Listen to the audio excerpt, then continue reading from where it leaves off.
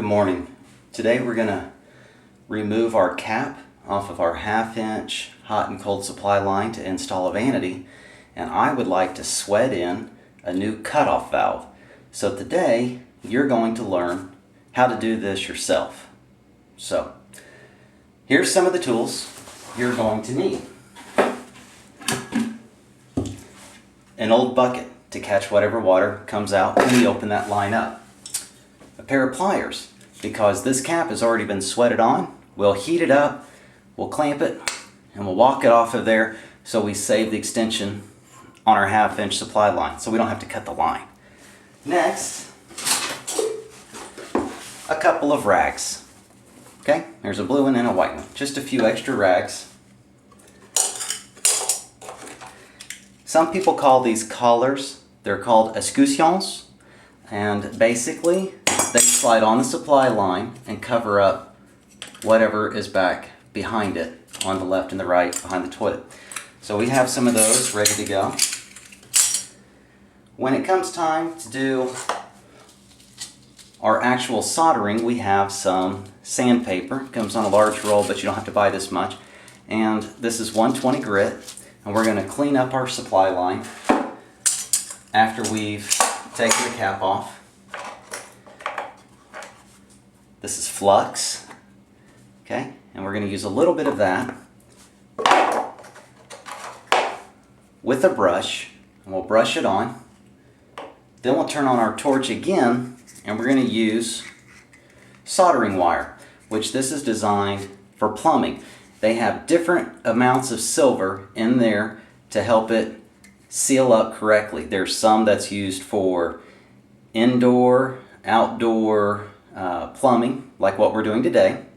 They have some that's even more expensive that is used for HVAC work, central heat and air supply lines. And then they have others that are used for stained glass windows. So when you're at the hardware store, make sure you buy the one that's lead free and is used for plumbing. It's probably going to be right in the middle of the plumbing section.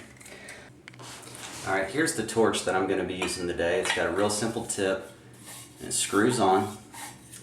Get that snug down on there. There's a lot of different torches that are available on the market. This one's one of the least expensive ones. That's why I'm using it, so that way you, the homeowner, there's different tips as well that come with the kit, but any of them is fine for what we're doing today. You do not need the shield at this point in time. It has one of these. If you watch carefully, that spark is what's going to catch our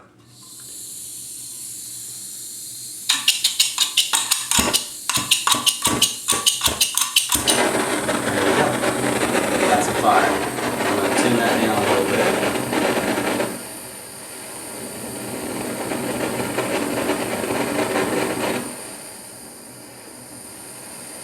There we go. Let's heat it up.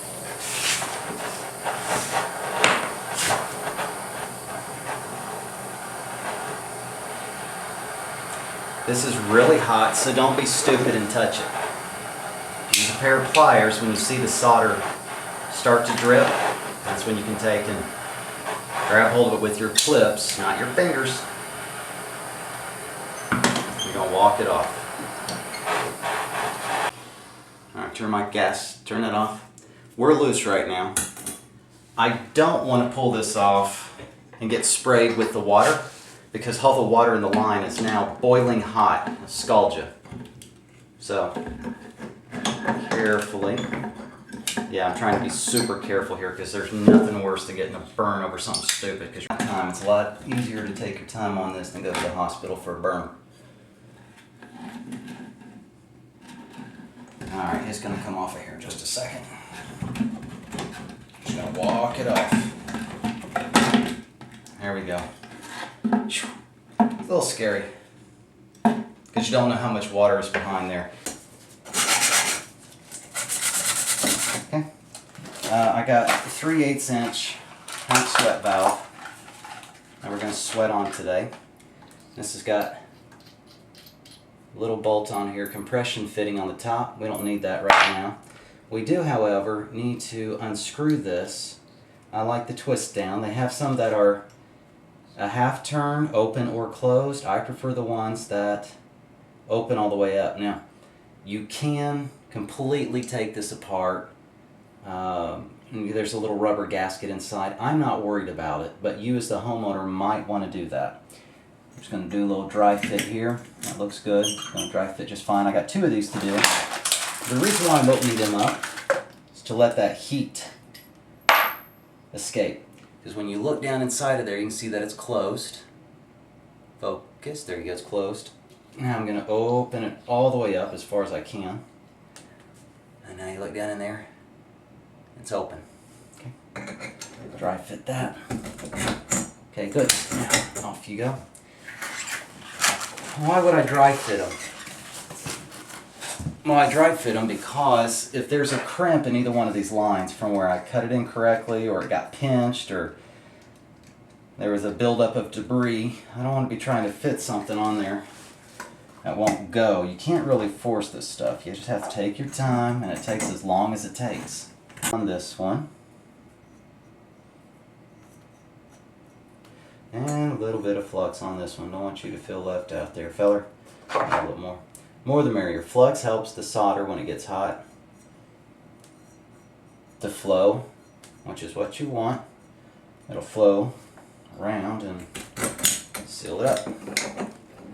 Wiggle it on. I want that to go up that way. And do the same here. Why do I put it on that way and then I twist it?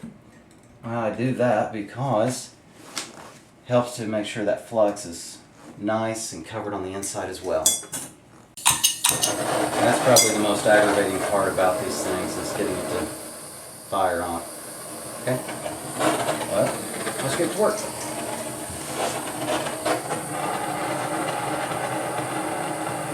I'm going to check to see if that pulls. What I mean by pulls is if the tip of this begins to melt when I touch it. It's starting to get sticky, which is a good sign.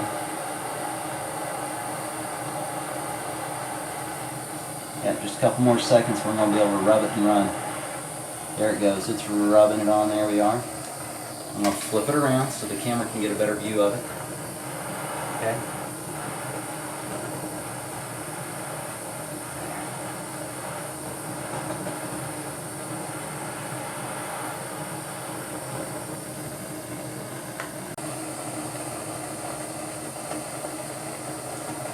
Alright, we're going to move back over here to this one.